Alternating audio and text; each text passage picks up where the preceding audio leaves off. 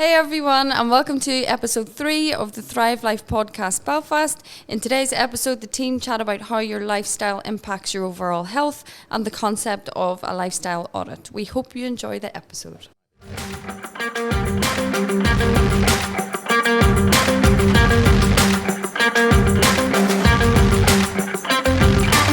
Hi everyone, and welcome to the podcast. Today, as we discussed in the intro, we are going to be talking about a lifestyle audit. And so the inspiration for today's episode, like the inspiration for most of our episodes, is coming from our direct kind of client interactions and what we're doing with them, okay? And so as we're working remotely with our clients, what we're able to control and coach and see is a lot more of the external lifestyle factors as opposed to just the training factors, okay? So people pretty limited with what they can do training-wise, which means then what we should be doing is trying to focus our energy a lot more and our coaching a lot more on their lifestyle factors that are affecting their health. But before we get started, we just want to give another shout out to a local business. It's like 9:30 a.m. So we binned the beer for this week, and we're on another local coffee. So what do we got, Matty? Yes, this week we have from White Star Coffee, which is a local roastery. Roaster? Yeah, that's what we have. Today we're having a go at the Faith Estate blend. Apparently it has notes of blackberry, Parma Violet and milk chocolate. As we were discussing pre-podcast, Jenna and I get none of that. We just taste coffee that's really actually quite tasty, whereas Niall thinks he's some kind of coffee sommelier and can distinguished palate. Yeah, shout out to those guys. And we got it in 5A Coffee in Stranmillis, one of our favourite coffee shops in Belfast. Okay, so back at it. So we're introducing this concept of a lifestyle audit, and the reason behind that is kind of to help you establish a baseline of how you feel and how you basically are scoring in different areas of your lifestyle. And so a lot of people will be familiar with the concept of a workplace audit, where either maybe on an annual basis or maybe even more, you'll be kind of reviewed on your performance and how you're basically meeting key performance indicators required for your job. And so we're basically taking that model from the kind of the professional world, and we're applying it to what we're doing with kind of health and fitness. And that's basically what a lifestyle audit is. Anybody? Yeah. No? No. Yeah, okay. That's Why should we do a lifestyle audit is probably the next question that we kind of want to talk about. And the biggest thing for us would be when we have clients come in the door and we ask, general questions. If we're not specific, we're asking general questions. How do you feel? What's your fitness level like? A lot of the times the answers that we get back are good, pretty good, vague. Pretty vague, very general, and as coaches they give us nothing to work on, okay? So people don't have a baseline. So what we're trying to do with the audit is that we're going to then set specific kind of 4 specific sections. We're going to have different criteria in each section, and then you'll basically score yourself accordingly for each section. And then it gives us an idea of where then you will make the most gains, the most progress, and where you need coached. Yeah. So once you've got that, then you've done your lifestyle audit, then you'll be able to kind of say, know what areas to focus on. But one of the things we wanted to talk about, and this kind of ties in from our kind of background as CrossFit coaches, is kind of if we score this kind of audit out of kind of 0 to 10 or 0 to 100, where would you fall, and kind of how does that match up? So if we put sickness, i.e. you've kind of some sort of chronic disease, issues like that, or basically low energy levels, different things going on, you might be down at 0 or 1. Wellness as defined by like the World Health Organization as the NHS, would be kind of health or absence of disease. I would go ahead and put that around a 4 or a 6, like a 4, like that mid-table. Yeah. And then what we want from our clients, or what kind of maybe high functioning kind of athletes, etc. You want to be then in the fitness in the kind of 9 to 10, or as we're going to call it, the thriving zone. And so this is the biggest thing is people's baseline. They think that they're an 8 or a 9 or a 10, but realistically they're probably a 3 or 4 to 6. Three or 4 or a 5. And that's just, so we're going to try and come back to that at all times, because we're going to talk about the World Health guidelines and what they recommend, but we're going to talk about how that's just to get a 4 to 6. So we're going to talk about these, and many of you are going to go, oh yeah, I already get that, but that's just enough to get you a 4 or a 5. And so what we're going to talk about then is maybe what you would need to do to start to get into that kind of what we call that thriving zone, that 8, that 9, that 10, and become kind of like a higher functioning human. Yeah, and a lot of those things might be kind of areas that people just aren't aware of kind of, you know, what they need to do, what they need to improve. So it's just kind of getting a better picture of that. And one point you kind of raised up before we started, Jenna, was people kind of maybe not understanding the importance or emphasis that needs to be placed on these, and why aren't people already doing this? And I think a lot of that comes down to it is simply purely lack of education and kind of lack of it kind of being pushed. It's not sexy, it's not fancy, it doesn't make lots of money as, you know, like a new dietary supplement or a new flashy fitness regime, and that's why it's not constantly being pushed. And it's something that from the whole lockdown we've been trying to build and educate our clients with a lot more. Yep. Okay, so we mentioned earlier kind of 3 to 4 categories. So we're going to start with like what we've got like the big 3 pillars, and then we've kind of got another which is kind of like a catch-all. Any other kind of things fall into it. So we're going to start with probably what people are mostly familiar with. Yeah, that's exercising. The physical activity. The one where people are, if you think fitness and health, then exercise is normally top of that list. Yeah, and we're going to break it down. We're actually going to talk about three categories, okay? So the first one would be kind of cardio aerobic. The second one would be kind of resistance/strength training. And then the third one would be NEAT, okay, which is now becoming one of the newer buzzwords on kind of social media. So NEAT is non-exercise related activity thermogenesis. So basically the calories or the activity that you do outside of actual exercise. So it could be kind of walking to work, it could be just kind of the process of cooking, doing stuff around the house and that. So what are the World Health Organization guidelines, Matty? Yeah, so I was given the numbers job.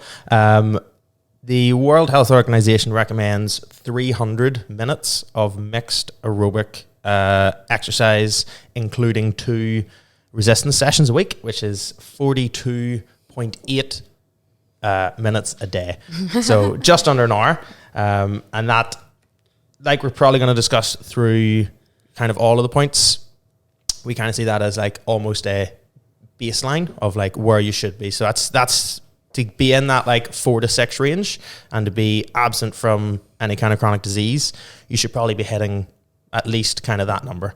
And that's actually much higher than we all thought it would be before we went and actually researched this. I think when you go on like the NHS guidelines, they're much lower. Half of that, I think. It's half of that, yeah. So there is a bit of discrepancy. I don't know whether the kind of WHO have revised that, and the likes of the NHS are a little bit slow to catch up with that. So the first question you've got to ask yourself is, do you get enough? Yeah. I would hazard a guess is no. Is probably going to be, especially in the last year, is... Do you get enough? Yeah.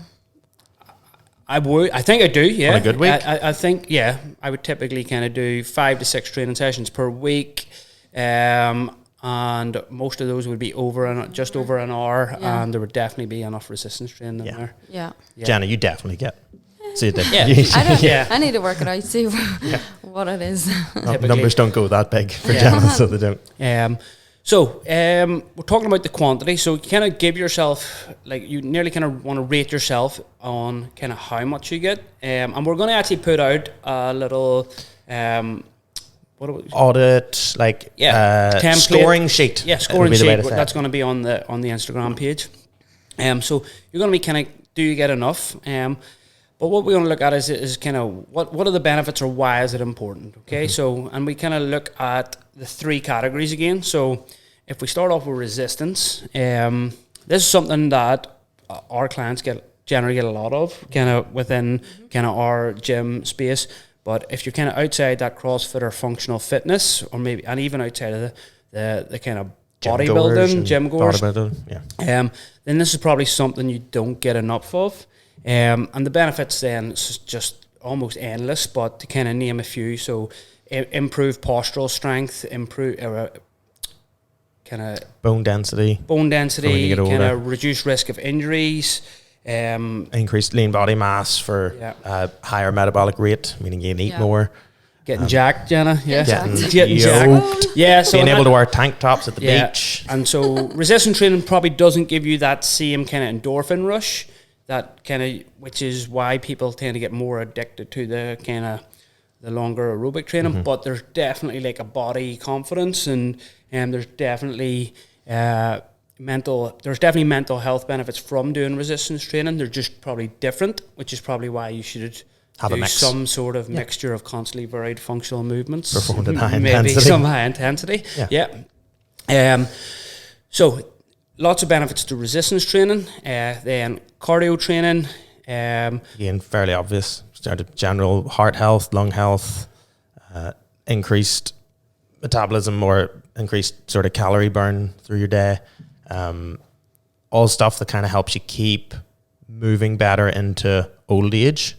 Like, and also generally as people get older, they tend to go towards that kind of training anyway. So they do. So like, we have lots of older members. That's a nice way to say it. Yeah. That would be the kind of training that they do, when that's not necessarily the kind of training that they would need to do. Some more resistance style stuff would be kind of better in that way for them.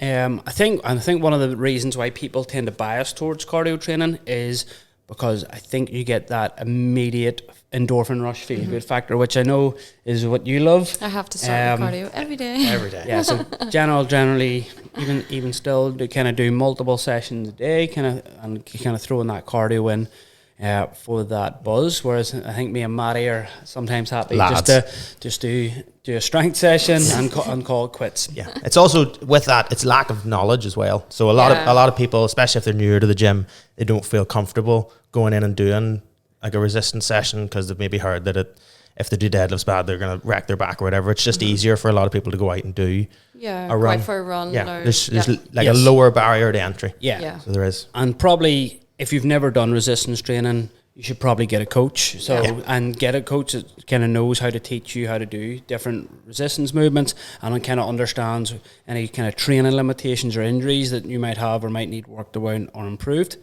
And then that kind of sums up cardio. Yeah. Pretty much. And then the last kind of thing would be then that what we talked about earlier, that kind of NEAT, that buzzword, that non-exercise related activity thermogenesis.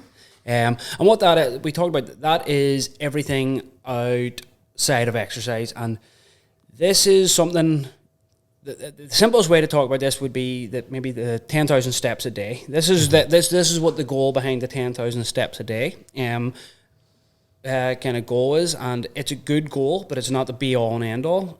For example, at the weekend, I spent 2 days working outside on like a DIY project with kind of power tools, kind of constantly on the go, and my steps were like 4,000, and I didn't stop moving all day, and so I knew I was expending energy.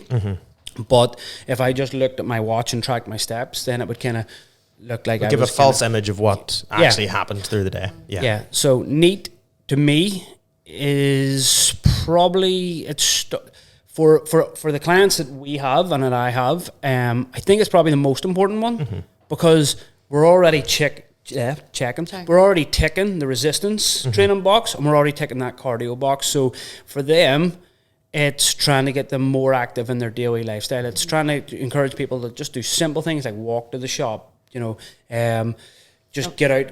Yeah, avoid sitting in front of the TV. And Yeah, gives you a better picture, I suppose, like a target or kind of like a snapshot of what maybe people are doing kind of outside. So you're coming in and getting your maybe 3 to 4 sessions or your training sessions, and then if you don't do anything else after that, that's kind of not okay. Yeah, so, and so the steps kind of gives you a good benchmark, but. Yeah, and this is one of the things that I think where some of our clients have made the biggest gains in lockdown. Yeah. Perhaps maybe because there's just that boredom factor, and they're a little bit, and they're more likely to get out and go for a walk, or just pick up a hobby project and do things like that. So kind of we've covered all the kind of the bases a little bit and the benefits, but what would be kind of like actionable advice, any kind of suggestions on physical activity? Yeah. Well, like beyond just like targets like 10,000 steps, whenever we're able to again, find somewhere where there is a group of like-minded individuals to train alongside with. Just having that extra little bit of accountability, even more so than a coach. A coach can tell you to work out, but you might not listen. If you have 4 or 5 friends and they're all going to the gym at the same time, you're more than likely going to tag along with them and hit it hard, more so than if you work out alone.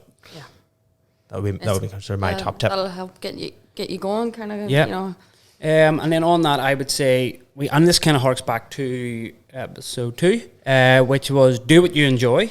So do what you like. So guidelines are great, but if you're going to kind of throw the baby out with the bathwater and go, I hate resistance training and I'm not going to do them, so I'm not even going to bother doing the mixed aerobic, and I'm not going to focus on my kind of neat activity, then that's kind of a bit like over top. So do what you can, and then kind of get to a good level of kind of activity with that, and then kind of maybe try and introduce kind of where you're lacking. And it's one thing, something we kind of talk about with clients. Typically what you're bad at is where you're going to see the most benefit when you focus. So if you're already kind of smashing 300 plus minutes of aerobic training, you will get more benefit from adding in one resistance session than you will from adding another 200 to 300 minutes of aerobic training. So try and get that balance, but start with what you enjoy and then build from there. Yeah. That's fairly well covered. I think we've done physical activity pretty well. Yeah. Okay, so next thing we're going to talk about is sleep. Okay. Which probably won't be happening tonight after my third cup of coffee at 9 a.m. So, sleep. What are the guidelines, Matty? The guidelines, generally 6 to 8 hours each and every night. Again, that's for being in the range that we talked about at the start, that 4 to 6, just getting by, waking up and being able to just about get through your day before collapsing down again before the end. In general, if we're aiming to push towards that kind of thriving end of our spectrum, then we're definitely looking 8+ hours. The more exercise you do, the more hours you should probably spend with your eyes closed sleeping. So 8 hours of good quality sleep just to function properly. And you'll understand this better than kind of myself or Matty, as somebody who was chronically sleep deprived. I used to kind of get maybe 3 to 4 hours at night, and then maybe to have to nap for 2 during the day. But when you would have been competing and kind of focus on maybe 2 to 3 training sessions per day, kind of sleep was... It was the minimum. And one of the things I kind of was reading kind of is about like Roger Federer kind of getting 12 hours sleep. 12 hours sleep per day. And it kind of reminds me of, I remember being on a kind of a performance seminar, and the guy kind of said that professional athletes are paid to sleep, not to train. Everybody, that's the difference between an amateur athlete and a professional athlete. They probably do similar amounts of training, but then the amateur athlete has to go to work so that he can support his lifestyle, whereas the professional athlete goes to sleep. So sleep, super, super important. I think it's probably the most neglected of our big three. And it's the one that people seem the most resistant To to change. change Yeah. and to coaching and to wanting to improve it, and I really don't understand why. Yeah. Because It It's makes a- you feel good. Yeah, but again, it's just that lack of education, isn't it? You know, Yeah. okay, I'm okay. I'm 6 hours, but that's what I get every night. No, but you could feel so much better if you Yeah. got more. If you got and I think sleep is like the sneaky little like disruptor that people blame things on willpower and motivation, and you're just tired. yeah. Like Yeah, if you have brain fog through the day, then Yeah. you're not going to choose to eat vegetables Yeah. and good things or get a good good training session in. You're just going to be thinking about getting back to bed again and doing whatever you need to do to get there. yeah. We're just over the last, obviously, lot of weeks that we've been working with one-to-one a lot more with clients, that's the biggest one that I see. Oh, What's- you know, like on average. Yeah, what's the like six- lowest average sleeper do you think you've got? 5 hours. I've had a couple of people who have had over the course of a week some 4s and 5s. 5 hours And and, I- then having to work a full, do you know, I do a don't full day's understand. work and train. No, I There's no full day's work in somebody that only sleeps 4 hours. Yeah. Their boss should be very angry at them. Okay, so we kind of talked around sleep. So the specific impact of sleep, and this kind of I'll link this in a little bit to that like saying it's like sleep being the silent assassin. So cortisol and stress levels are kind of known to be elevated with poor or disrupted sleep. And so this is where I think that sleep is basically getting away with, and motivation and willpower taking the rap. The studies out there are going to show that disrupted sleep elevates cortisol levels, and what we know from research is that elevated cortisol levels increase kind of cravings or hunger for starchy, higher carbohydrate foods. So you might think you've just got bad willpower and you can't kind of say no to that kind of biscuit and a cup of coffee at 11 o'clock, but realistically, you're going to be in a much better. That's being like a hormonal response being triggered. So you're going to do much better, and you're going to maybe be able to avoid that if you get a better night's sleep. Mm-hmm. And the same with kind of that then motivation to exercise. If you're get 3 to 4 hours of sleep, you're not going to maybe jump out of bed at 6 a.m. to do that morning workout. Or if you've had a long day, you're probably not going to want to come in the door and then turn around and go straight back out and work out. Yeah, well, it's the thing. Somebody got me yesterday and asked about what the best pre-workout supplement they could take was, and I give them a serious answer of like just some coffee. But like my honest coach answer for them was a good night of sleep, because if you have a bad night of sleep, just one night, it decreases your grip strength. It raises your resting heart rate, which in general, for the kind of training that we prescribe for people, not a good thing to have. And you'll just feel lethargic. You'll be kind of dragging yourself through a session. Whereas if you just get an extra hour at night, then your training is better. That then gives you that positive bit of feedback to then go again the next night and get another good night of sleep, because you're like, I had a good training session. Because you get more benefit from it, it then makes you more tired to then go back to sleep again. And we were talking about that the other day, where a lot of times people's problem with sleep is just they don't do enough throughout the day to make themselves tired. And that's more of a quality thing than a quantity thing. But those that you talk to and they're like, yeah, I go to bed and I look at the ceiling for 2 hours, you're like, well, what did you do during the day to make yourself tired it's that you need sleep? A vicious circle, isn't it? Kind of, you know, and one night of getting to bed early and getting a good night's sleep probably isn't going to fix that cycle. You need to be kind of consistent with it. But yeah, absolutely. It crosses my mind. Most days I'm like, I haven't done enough. I'm going to be wide awake. I need to get to sleep.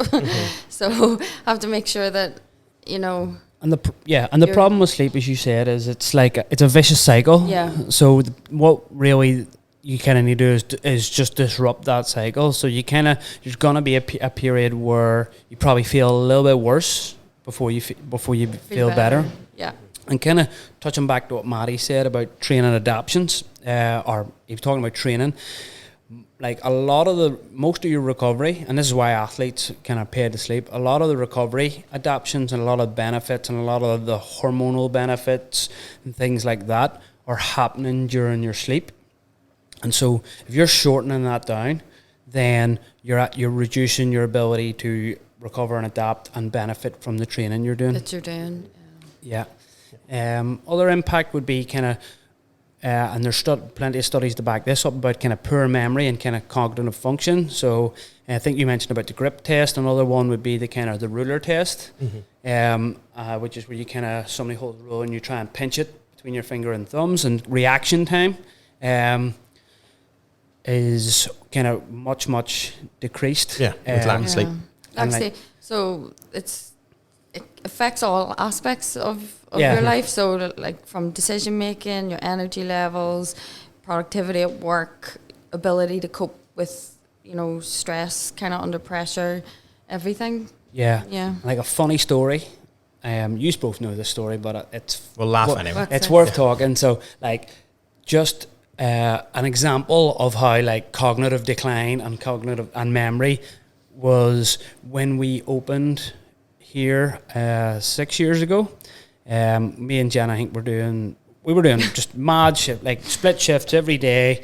It was weeks in, and I went home one day for a nap before having to come back in, and that was my kind of routine at the time. I was kind of get up at like 4:45, come in, coach the morning classes, then either sleep in the office or go home and get a nap.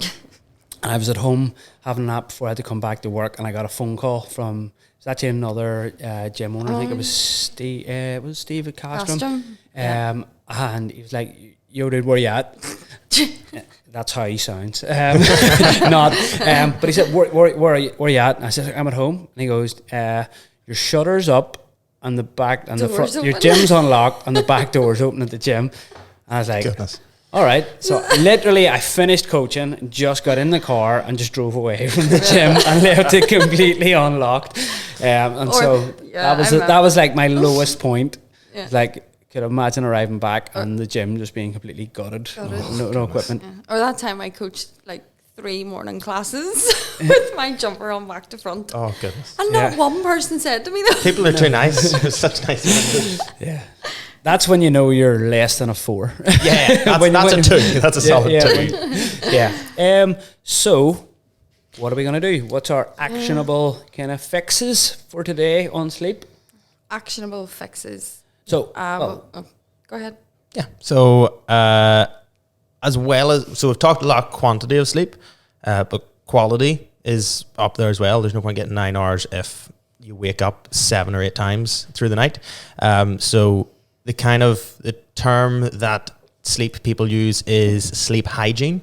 So like how clean and good your environment is for sleep. So things like making sure your room is dark enough, making sure it's the right temperature, making sure that you have an appropriately duvet. Tog is it is called that's tog. right. Yeah. I haven't owned a house for that long, so I don't know these things. Making sure that your actual environment for sleep is as good as possible, so that then whenever you do go to sleep, the hours that you are getting are of a high quality, and you're getting into that kind of deeper REM sleep and able to recover and sort of adapt to any training you've done through the day. So fixing the quality through sleep hygiene stuff, that would be kind of big one for me. Well, a lot of the stuff that we're kind of doing with members at the minute and clients is, it's down to like bedtime routine is what we're calling it. So making sure that you're not on screens or you don't have your TV on, so that's like the hygiene. But one of the things that I actually really depend on for my kind of sleep routine is completing my journal, which is very similar to the Thrive Life challenge journal that we give out to members during the lockdown 2.0. So that's kind of just where I spend 10 to 15 minutes just jotting down everything that happened in my day and kind of just getting all the thoughts out on paper, stuff that I did well, stuff that I could do better, and I do that every single night before I go to bed and go to sleep, and that kind of just really helps me get rid of all the crazy thoughts. As like an overthinker, which would you would definitely be. Yeah. I think that works for you. So different things work for different people. So journaling isn't something I've managed to kind of stick with. But what we're kind of talking about is this building this routine of basically helping you wind down into the evening. Okay, so it's like a lot of people are just, and I've one client in particular who I've been dealing with this with, is just kind of like 100 miles an hour, and then they're just going, right, bedtime, stop, and they're thinking, okay, I'm just going to go to sleep, and it's not going to happen. So your body kind of works in natural rhythms, and so what you can do is over time you can kind of coach and kind of get yourself into a good natural rhythm, which means you're going to have to just do stuff nearly for the sake of doing stuff for a while. You're not going to see the benefit for weeks, maybe even months, but starting to give your body like a pattern where you're going to eat dinner at the same time, then you're going to maybe prep, lay things out for your next day. You're going to then maybe do your journal. You're going to maybe read a book. You're going to maybe sit in a room with like a dimmer lamp, and you're maybe going to read to start to let yourself kind of. It's all about decompressing and just kind of then letting the brain wind down and switch off, so that when you go to bed, you're ready to sleep. It's kind of like the opposite of a warm-up for a CrossFit class. What you're basically doing is you're kind of like warming up or prepping the body for sleep. If you're kind of staring in front of bright screens, or you're kind of running around, or even just like exercising very late at night, sometimes isn't a good, especially high intensity, sometimes isn't the best thing. So it's creating that routine that then you have to be militant with. And again, something working with a client is what I've actually got. My do not disturb comes on my phone at 8 o'clock, so that I'll not get any client or work or even family notifications unless I go and actively pick up the phone. So even if I am watching TV or if I'm reading, I won't just keep seeing that like little notifications button, or even turn your notifications off, but I kind of do the do not disturb on my watch and my phone. And that stops me kind of being brought back into it, because so you can have the best intentions and then get pulled back into it by that little flashing green notification. It's just like cooling down after you mentioned the warm up there. So it's like the cool down of your day. It's not always easy to do. Like not every night I look forward to doing the journal or look forward to doing certain things, but it's knowing ahead of time and preparing ahead of time. Okay, I want to be in bed before 10, so I need to have X, Y, and Z done, and forcing yourself to kind of do that, and after, be disciplined with it, and after a while your body just kind of, you get used to that, and it just becomes routine then. And I think a disciplined bedtime is also one of the most important things. Planning ahead and going, I am going to be in bed before 10, or... Like during the lockdown during the summer, I was in such a good routine with sleep, for the best routine I've ever had as an adult. I'm living with my brothers, and I was going pretty much to bed at the same time as my two nieces, which was sometimes 8:30 in the evening. Like it was back to like when you were made to go to bed early and there was kids outside playing football, and you were like, but bring your, for me, I would much rather be in bed for 8:30 reading, or even kind of winding down at 8:30, 9 o'clock, and then get up at 5 or 6 a.m. and work out, rather than being a night owl. And it's mostly just, a lot of it comes down to TV pressure, which should be less and less now that more things are instant and stuff. But kind of like due to lockdown, like there's football matches that are going on past 10 o'clock in the evening, which is just banana. It's just bizarre, and it's so disruptive to people's sleep routine. Yeah, and then... Well, I've noticed it, I don't wait for the alarm to wake me up in the morning. When you get into that, your body's just, it's your natural that's a good sleep cycle, so I'm awake, That's a good indicator that you're getting enough sleep, is when you don't need alarms and you don't need to be woken. That wasn't daily. always the case, but... No, whenever we get back to coaching at 6 o'clock in the morning, I'm going to need an alarm to get myself up. I'm going to have Going from a 9 to a 4. That's pretty good overview on sleep. Last thing I will say on sleep is, if you want to kind of learn more about sleep, because I would say it's probably the area a lot of people struggle with, is what I found was a great resource. There's some podcasts with Dr. Matthew Walker. He's a kind of sleep expert, I think out of Canada or America. But he also then has a book on Audible. And it's real.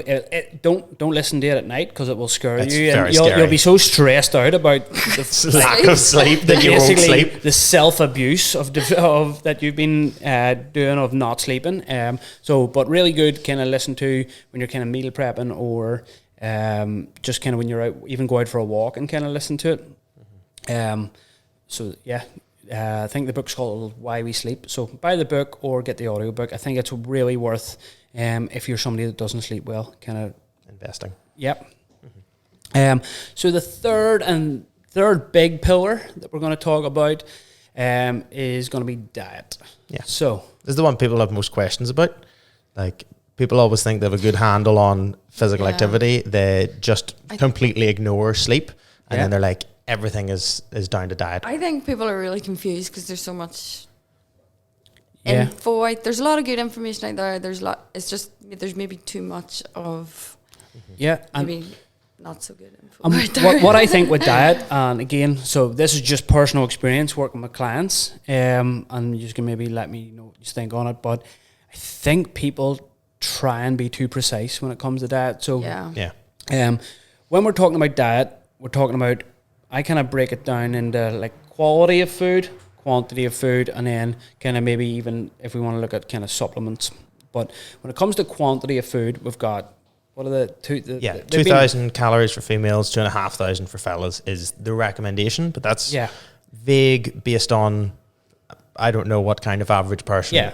And there's no kind of breakdown beyond Sections that of percentages of how much should be each of our macronutrients or anything like that. It's just vague overview. Yeah, so if we even just look at, so for me, the 2,500 is probably fairly close to what I probably need to maintain a healthy body weight. Based on your 300 minutes. But where I think people get caught up with nutrition, and kind of where I think people's biggest stumbling block is that people think that they just think day to day. They think 2,500 calories every day, and then they'll have one day where they maybe just completely shit the bed and, binge out at the weekend.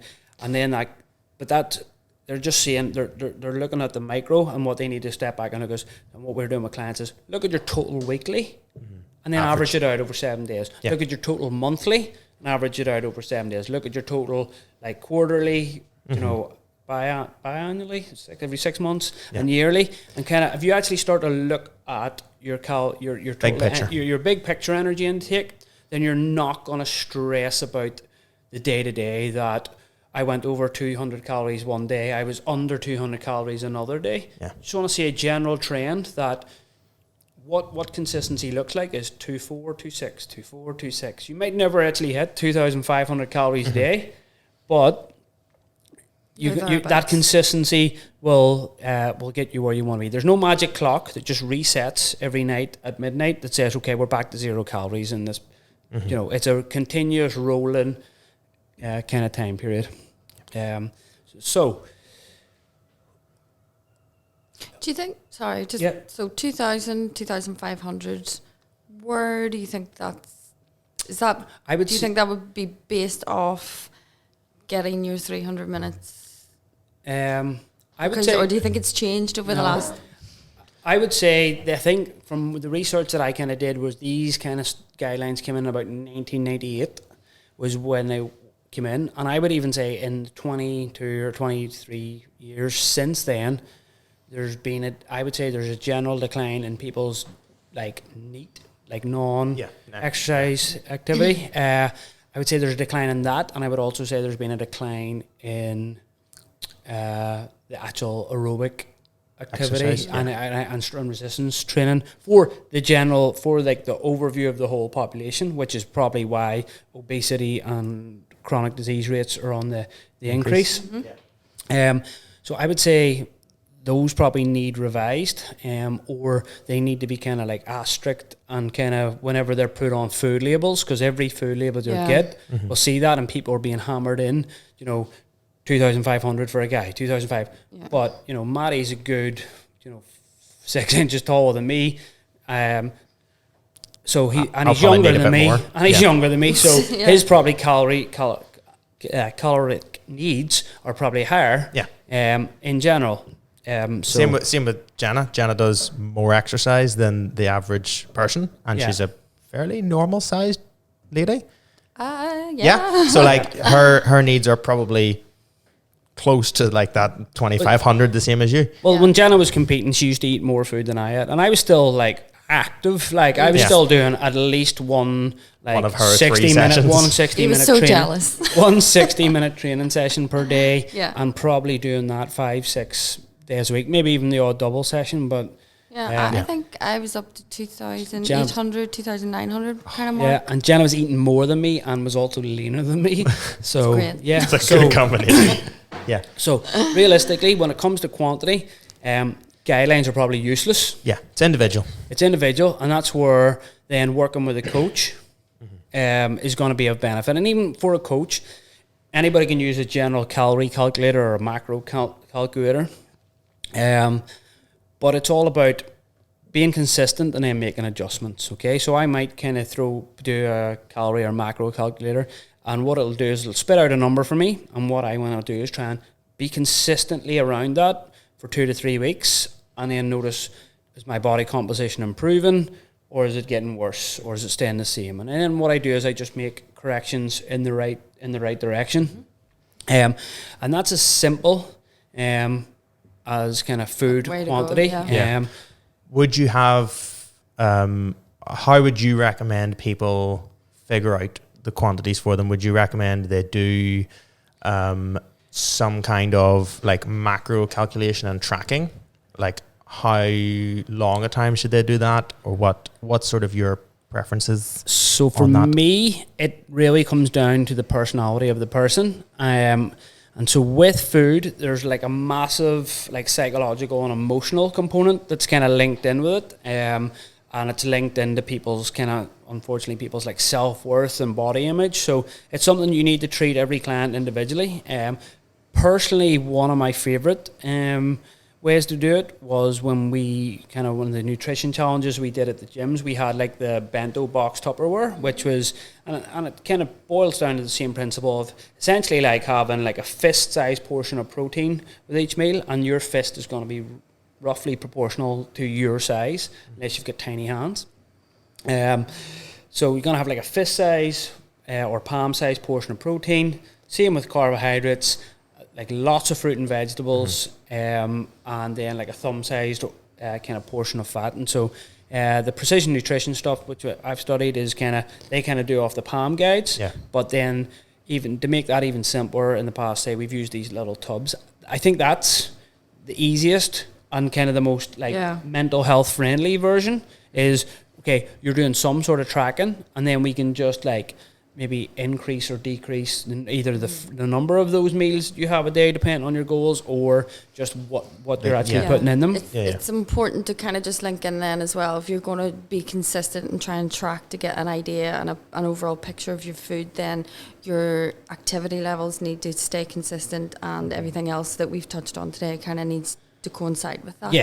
That's otherwise you can't make, which is what I've noticed with working with clients a lot more closely recently, is they might have a good week of exercise, 5-6 sessions, and then the next week 2, but their food has stayed the same, and maybe the scales hasn't moved. So it's very important to you need to package that together.